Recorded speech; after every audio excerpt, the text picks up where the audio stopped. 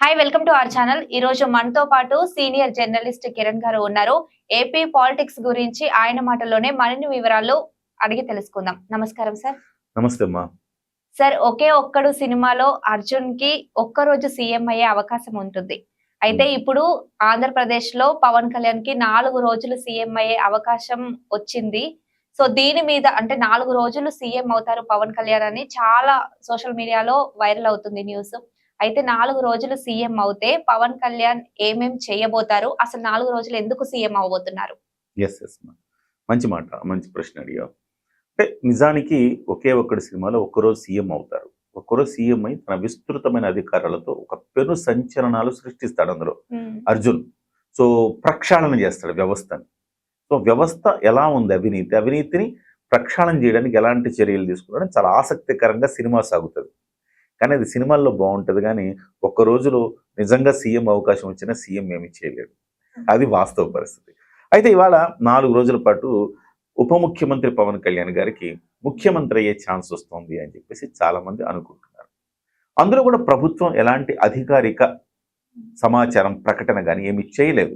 So ఇంకా మనం వేచి చూడాలి 26వ తారీఖు నుంచి 1వ తారీఖు వరకు. అంటే 26వ తారీఖు ముఖ్యమంత్రి చంద్రబాబు నాయుడు గారు సింగపూర్ వెళుతున్నారు. ఆయనతో పాటుగా నారా లోకేష్ గారు, మంత్రి నారాయణ గారు కూడా సింగపూర్ వెళుతున్నారు.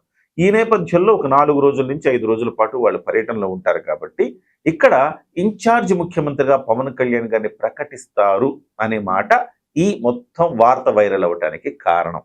అయితే దీనికి కాస్త మసాలా దట్టించి ఒకే ఒక్కళ్ళలాగా అర్జున్ లాగా పవన్ కళ్యాణ్ ఆయన ఒక్క రోజులో అన్ని చేస్తే పవన్ కళ్యాణ్ 4 రోజులు ఇంకెన్ని చేస్తాడు, ఇలాంటి మాటలు మాట్లాడుకుంటున్నారు.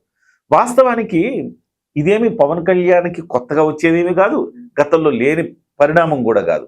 గతం నుంచి కూడా ఇలాంటివన్నీ ఉన్నాయి. 2 రకాలుగా ఉంటుంది ముఖ్యమంత్రి, ఇన్ఛార్జి ముఖ్యమంత్రి చేయడం.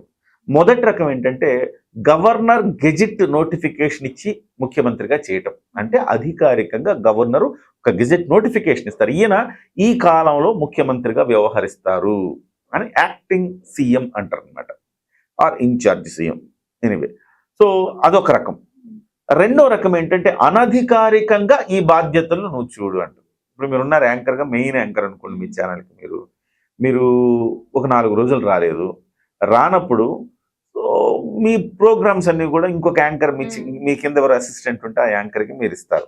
ఇచ్చినంత మాత్రాన ఆ అసిస్టెంట్ యాంకర్ ముఖ్యమంత్రి లేకపోతే మీ ప్లేస్లోకి రాలేరు కదా.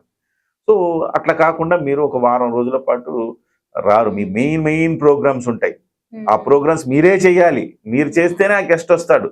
అలాంటప్పుడు మీరు ఒక రాసిస్తారు, రాసిచ్చేసి ఈ ప్రోగ్రామ్స్ అన్నీ తనే చేస్తుంది, ఇక నేను ఒక 4 రోజులు రాను, నా వల్ల ప్రోగ్రాం రాగద్దు అని. అప్పుడు అధికారికంగా రాసి ఇవ్వటం వేరు, అనధికారికంగా గబుక్కని ఏమన్నా వస్తే నువ్వు చెయ్యమ్మా అని చెప్పడం వేరు. ఇప్పుడు కూడా పవన్ కళ్యాణ్ గారికి గబుక్కని ఏదైనా అవసరం వస్తే పవన్ కళ్యాణ్ గారు ముఖ్యమంత్రి స్థానంలో కూర్చుంటారు. ఏమొస్తాయి గబుక్కని అవసరాలు రాష్ట్ర ప్రభుత్వానికి చెప్పు? ఏమొస్తాయంటే ఒక విపత్తు వచ్చింది, చంద్రబాబు నాయుడు గారు ముఖ్యమంత్రిగా లేరు, ఇక్కడి నుంచి ఆయన సింగపూర్ వెళ్ళారు. ఒక విపత్తు వచ్చింది, ఒక తుఫాన్ వచ్చింది, ఒక సునామీ వచ్చింది, లేకపోతే ఇంకేదైనా వచ్చింది ఒక విపత్తు. ఆ విపత్తు వచ్చినప్పుడు ఇమ్మీడియట్గా అధికార యంత్రాంగాన్ని అంతా కూడా కూర్చోబెట్టి సమీక్షలు చేయాలి, కావలసిన ఆదేశాలు జారీ చేయాలి, కావలసిన బడ్జెట్ అలకేట్ చేయాలి. బడ్జెట్ అలకేట్ చేయాలంటే సంతకాలు పెట్టాలి, ఇవన్నీ ఉంటాయి. అత్యవసర సమయం అన్నారు దాన్ని. అందుకే ఈ అత్యవసర సమయంలో ముఖ్యమంత్రి గారికి విస్తృతమైన అధికారాలు ఉంటాయి కాబట్టి ఆయన ఏ పనైనా చేయొచ్చు. క్యాబినెట్ ఆమోదం లేకుండా కూడా కొన్ని సంతకాలు పెట్టచ్చు ముఖ్యమంత్రి గారు. సో ఇలాంటి అత్యవసర సమయాలు వచ్చినప్పుడు మన ముఖ్యమంత్రి గారు లేనప్పుడు ఎవరొక్కళ్ళు ఉండాలిగా, బాధ్యత తీసుకోవాలిగా. ఆ బాధ్యత పవన్ కళ్యాణ్ గారికి ఇవ్వబోతున్నారు. అంతే తప్ప ఇందులో ఒకే ఒక్కళ్ళ ఆయనకి ఇచ్చినంత బాధ్యత ఆయనకి ఇవ్వట్ల.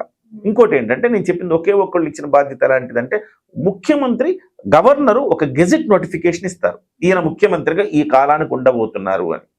సో ఆ కాలంలో ఆయన ఏ నిర్ణయమైనా తీసుకోవచ్చు, ఆయన ఎవరు అడ్డుకునే వాళ్ళే లేరు.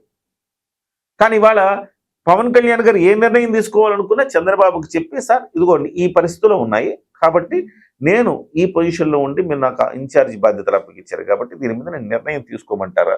తీసుకోండి పవన్ కళ్యాణ్ గారు, మీరు గో హెడ్ అండి. Yes, go ahead. అప్పుడు ముఖ్యమంత్రి అంటే ముఖ్యమంత్రి స్థాయిలో కూర్చొని అందరిని పిలిచి, చీఫ్ సెక్రటరీ నుంచి అందరిని పిలిచి సమీక్షలు చేసి దాని మీద నిర్ణయాలు తీసుకు. ఇట్లా అత్యవసర పరిస్థితుల్లో కావాల్సిందే ఇవాళ ముఖ్యమంత్రిగా పవన్ కళ్యాణ్ గారు ఇన్ఛార్జి ముఖ్యమంత్రిగా చేయబోతారు ఒకవేళ గనక అధికారికంగా ప్రకటిస్తే. సో గెజిట్ నోటిఫికేషన్ ద్వారా అనేది ఇవ్వరు సహజంగా. ఎందుకు ఇస్తారు? గెజిట్ నోటిఫికేషన్ ఎప్పుడు ఇస్తారంటే ఒక 2 సందర్భాల్లో జరిగింది. ఒకటి 1960లో నీలం సంజీవరెడ్డి గారి పదవీ కాలం అయిపోయిన తర్వాత ఎవరు ముఖ్యమంత్రిగా ఉండాలంటే కాంగ్రెస్ పార్టీలో ముఖ్యమంత్రిని నిర్ణయించడం చాలా కష్టం. సో ఎవరిని పెట్టినా చాలా ఇబ్బంది. పెట్టాలంటే ఒక 15 రోజులు చర్చించాలా, వాడు అడుగుతాడు వీడు అడుగుతాడు, అలాంటి స్థితి ఉండేది. అప్పుడు ఏం చేశారంటే దామోదరం సంజీవయ్య గారిని తాత్కాలికంగా ఇన్ఛార్జ్ ముఖ్యమంత్రిగా కొనసాగమని చెప్పారు. ఇన్ఛార్జ్ ముఖ్యమంత్రి అంటే అప్పుడు గవర్నర్ గెజిట్ ఇచ్చాడు, ఈయన ఇన్ఛార్జ్ ముఖ్యమంత్రి. బట్ ఇన్ఛార్జ్ ముఖ్యమంత్రి అంటే ముఖ్యమంత్రికి ఉండే అధికారాలన్నీ ఆయనకుంటాయి. సో ఆ తర్వాత ఆయన అయ్యాడు, కంటిన్యూస్గా ఆయన ముఖ్యమంత్రి అయిపోయాడు. అలాగే రాజశేఖర రెడ్డి గారు 2009లో చనిపోయినప్పుడు అర్ధాంతరంగా అప్పుడు ఎవరు ఉండాలి? అప్పుడు గెజిట్ నోటిఫికేషన్ ద్వారా రోసయ్యని ముఖ్యమంత్రిని చేశారు, ఇన్ఛార్జ్ ముఖ్యమంత్రి. ఆ తర్వాత అధిష్టానం ఏం చేసింది? నువ్వే ముఖ్యమంత్రిగా ఫుల్ టైం ముఖ్యమంత్రిగా కొనసాగు అని చెప్పింది. సో అడిషనల్ ఛార్జ్ ఇస్తూ ఇన్ఛార్జిగా ఇస్తూ గవర్నర్ గెజిట్ ఇస్తే అప్పుడు వాళ్ళకి పూర్తి అధికారాలు ఉంటాయి. అలా కాకుండా అనధికారికంగా చెప్పారనుకో పూర్తి అధికారాలు ఉండవు. బట్ ఏదేమైనా జన సైనికుల ఎందుకు సార్ ఇంత సంబరపడుతున్నారు జన సైనికులు నీకు అనిపించవచ్చు కదా. సార్ ఏం సార్ సోషల్ మీడియాలో జన సైనికులు ఇంత రచ్చ చేసేస్తున్నారు అంటే పవన్ కళ్యాణ్ ని సీఎం పొజిషన్ లో చూడడానికి చాలా మంది వేచి చూస్తున్నారు కదా, జనసేన సైనికులు గానీ పవన్ కళ్యాణ్ సహజంగా జనసేన పార్టీ యంగ్ అంటే తెలుగుదేశం పార్టీ ఓల్డ్, వైసీపీ కూడా ఓల్డే. అదేంటి సార్ వైసీపీ జనసేన అప్పుడప్పుడు 2 దగ్గరగా స్టార్ట్ అయిందంటే లేదు, ఓల్డ్ నేను యంగ్ అని ఎందుకన్నానంటే ఓల్డ్ అంటే సగటు వయసు, వైసీపీని అభిమానించే వాళ్ళ సగటు వయసు మీరు తీసుకుంటే 50+ ఉంటుంది. ఎందుకంటే కాంగ్రెస్ పార్టీ నుంచి వచ్చిన వాళ్ళందరూ వైసీపీలోకి వచ్చారు కదా, ఆటోమేటిక్ పెద్దవాళ్ళు ఉన్నారు చాలా మంది. అందువల్ల అది కాస్త 50 పైబడిన వాళ్ళు ఎక్కువగా యావరేజ్గా ఉంటారు అందులో. తెలుగుదేశం పార్టీ కూడా ఇంచుమించు అంతే. కానీ పవన్ కళ్యాణ్ పార్టీ జనసేన అలా కాదు, అంత యూతే. వాడు 10వ తరగతి నుంచి పవన్ కళ్యాణ్ అభిమానిస్తుంటాడు, అంటే వాడికి ఓటు రాకముందు నుంచి పవన్ కళ్యాణ్ అభిమానిస్తుంటాడు. ఇవాళ ఓటు వచ్చి వాడు ఓటేస్తుంటాడు, వాడు పోరాటాలు చేస్తాడు. ఎక్కడ చేస్తాడు వాడు పోరాటాలు? సోషల్ మీడియాలో చేస్తాడు. ఎక్కువ సోషల్ మీడియాలో ఎక్కువ వాడేవాళ్ళు వాళ్ళే ఉంటారు కాబట్టి వాళ్ళు మా నాయకుడు ఇన్ఛార్జ్ ముఖ్యమంత్రి అవుతున్నాడు ఒక ఆనందం అనమాట. ఓకే, ఇప్పుడు కూడా సీఎం అని ఉంటుంది, కాకపోతే ముందు డిప్యూటీ అని ఉంటుంది. రేపు ఆ 4 రోజులకి ఆ డిప్యూటీ తీసి ఇన్ఛార్జ్ అని పెడతారు. ఏదేమైనా దీనికంటే ఇన్ఛార్జ్ ముఖ్యమంత్రి పెద్దది కదా. మా నాయకుడిని సీఎంగా చూడాలనుకుంటున్నాం, అట్లీస్ట్ ఇన్ఛార్జ్ సీఎంకి ఈరోజు చూడగలిగాం, రేపు ఫుల్ టైం సీఎంగా చూస్తాం అన్న ఆనంద డోలికల్లో వాళ్ళంతా తేలియాడుతున్నారు అనమాట.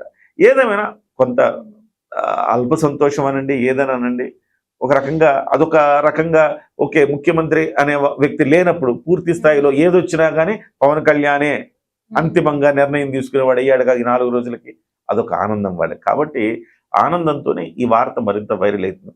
గతంలో కూడా 2014 నుంచి 19 మధ్య కాలంలో చంద్రబాబు గారు అనేక టూర్లకు వెళ్ళారు. ఆ టూర్లకు వెళ్ళినప్పుడు యనమల రామకృష్ణుడు, ఒకసారి కేఈ కృష్ణమూర్తి ఇలాంటి వాళ్ళు బాధ్యతలు తీసుకున్నారు. గబుక్కన ఏదైనా వస్తే వాళ్ళే చూసేవాళ్ళు. అంతకుముందు ఆ తర్వాత 2019 నుంచి 24 వరకు జగన్మోహన్ రెడ్డి గారు లండన్ పర్యటన ఇట్లా వెళ్ళినప్పుడు బొత్స సత్యనారాయణ, బుగ్గన రాజేంద్రనాథ్ రెడ్డి ఇలాంటి వాళ్ళు బాధ్యతలు తీసుకున్నారు. సో ఇప్పుడు పవన్ కళ్యాణ్ గారు తీసుకుంటారు. సహజంగా జరిగేది అయినా ఇది పవన్ కళ్యాణ్ గారు కదా, అందుకోసం హైప్. ఇంకోటి డిప్యూటీ ముఖ్యమంత్రులు నువ్వు చాలా మంది చూసుంటావు కదా, డిప్యూటీ సీఎంలని. ఎవరి పేరైనా 2019 నుంచి 2024 వరకు డిప్యూటీ సీఎంలు 5 ఉన్నారు ఆంధ్రప్రదేశ్కి. 5 పేర్లు చెప్పండి అంటే 1-2 పేర్లు తప్ప మనం 5 పేర్లు చెప్పలేము. జర్నలిస్టులకు మనకే గుర్తుండదు, మామూలు వాళ్ళు ఏం చెప్తారు.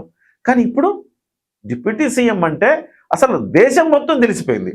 డిప్యూటీ సీఎం అంటే ఓహో పవన్ కళ్యాణ్ డిప్యూటీ సీఎంకి ఎంత పవర్ ఉందా, వ్యక్తులను బట్టి వాళ్ళ పదవులకు అలంకారం వస్తుంది. అంతేనా కదా? సీఎం కన్నా ఎక్కువ చూస్తున్నారు కదా. ఇప్పుడు చాలా టాలెంటెడ్ ఉంటాడు, వాడికి అవార్డు ఇస్తారు, అబ్బా అవార్డు ఇంత గొప్పదా అనుకుంటాం. ఎందుకంటే ఇంత పెద్ద ఆయనకి అవార్డు వచ్చిన అవార్డు చాలా గొప్పదేమో అనుకుంటాం. అలా కాకుండా గొప్ప అవార్డును కూడా చెత్త వెదవకి ఇచ్చారనుకోండి, అప్పుడేమన్నా వేస్ట్ అయ్యి అవార్డు విలువ పడిపోయిందిరా అంటామా లేదా? అట్లా వ్యక్తులను బట్టి వాళ్ళు పదవులకి వాళ్ళ కుర్చీలకు అలంకారం వస్తుంది అనమాట, దానికి ఒక విలువ పెరుగుతుంది. పవన్ కళ్యాణ్ గా కూర్చోవడం వల్లనే డిప్యూటీ సీఎం పదవికి విలువ పెరిగింది. కాబట్టి ఇది ఒకే ఒక్కటి సినిమా అయితే కాదు, కానీ మొత్తం మీద అలాంటి అవకాశం అయితే ఉంది. ప్రభుత్వం ఇంకా అధికారికంగా ప్రకటించాల్సి ఉంది. Okay sir.